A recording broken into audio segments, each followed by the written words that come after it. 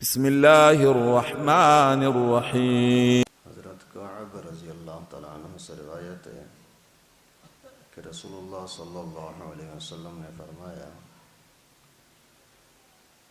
لو کان یعلم المار بین یدی المصلی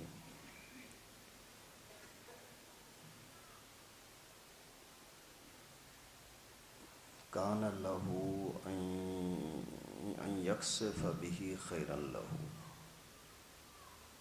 کہ اللہ کے نبی صلی اللہ علیہ وسلم نے فرمایا کہ نمازی سے آگے جو گزرنے والے ہوتے ہیں، ان کو اگر اس گزرنے کی سزا کا پتہ لگ جائے کہ کتنا بڑا عذاب ہے، تو وہ شخص زمین میں نگل جانے کو اچھا سمجھے گا۔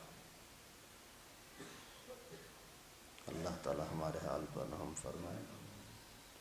یعنی نمازی چونکہ اللہ رب العالمین کے ساتھ سرگوشی کر رہا ہے، بات کر رہا ہے، اللہ تعالیٰ کے سامنے پیشی دے رہا ہے، تو اسی کے سامنے سے جو گزر رہا ہے اتنا بڑا مجرم ہے، یا وہ اتنے بڑے عذاب کا، سزا کا حقدار ہے کہ اگر اسی عذاب کا اس کو اندازہ ہو جائے تو یہ بولے گا کہ میں یہیں مر جاؤں، زمین میں نگل جاؤں، زمین میں ڈوب جاؤں، یہ میرے لیے بہتر ہے، لیکن کسی نمازی کے آگے سے میں نہ گزروں۔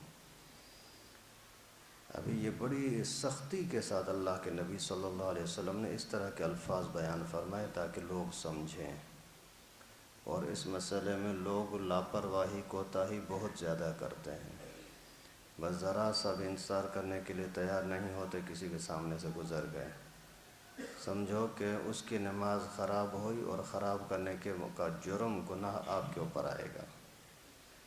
اور وہ بندہ اگر نماز پڑھنے والا کسی صحیح جگہ پر کھڑا ہے، کسی کے راستے میں کھڑا نہیں ہوا، تو پورا کا پورا گناہ آپ ہی کے کھاتے میں ہے۔ اور اگر وہ بندہ ہی غلط کھڑا ہوا ہے، دروازے کے سامنے آ کر کے کھڑا ہو گیا، میں یہاں بیٹھا ہوں، کبھی کبھار یہاں میرے سامنے آ کر کوئی نماز شروع کر دیتا ہے، اگر اس طرح کی کوئی بے سمجھی کا کام کرتا ہے تو وہ پھر گناہ اسی کے کھاتے میں ہے۔ دروازوں کے سامنے نماز پڑھنا، فرض نماز کے علاوہ یا جماعت کے علاوہ عام نفلی سنت جو اضافی سنتیں پڑھ رہے ہوتے ہیں، یہ بری بات ہے۔ ایسی اگر نوبت آتی ہے تو پھر گناہ گار مجرم یہ خود نمازی ہوگا، لیکن پھر بھی آگے گزرنے والے کو ہر حال میں احتیاط کرنا چاہیے، کسی کے سامنے سے نہ گزرے۔ اور یہ چھوٹی چھوٹی چیزیں جن کو انسان اپنے اعتبار سے چھوٹا سمجھتا ہے، وہ چھوٹی نہیں ہوتی۔ کوئی ذرا سی بات بھی، صرف یہ آدمی سوچے کہ میرے نبی صلی اللہ علیہ وسلم کے حکم کی خلاف ورزی ہو رہی ہے، تو اس سے بڑی نافرمانی اور کیا ہو سکتی ہے۔ اس وجہ سے کسی بھی شریعت کے مسئلے کو ہلکا نہ سمجھا کریں۔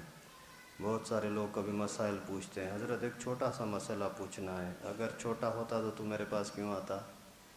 بڑا ہے تبھی تو تجھے گھر سے نکال کر کے لایا ہے نا امام صاحب کے پاس۔ اس وجہ سے کسی شرعی مسئلے کو ہلکا نہ سمجھیں، چھوٹا نہ سمجھیں۔ جو بھی مسئلہ آپ کے سامنے آیا، اسی ٹائم پر اللہ تعالیٰ سے دعا کیا کریں کہ اللہ ہمیں عمل کرنے کی توفیق نصیب فرمائے۔ اللہ تعالیٰ سے دعا ہے کہ ہم سب کو دین کو سمجھنے کی، سمجھ کر کے اپنانے کی توفیق نصیب فرمائے۔ وآخر دعوانا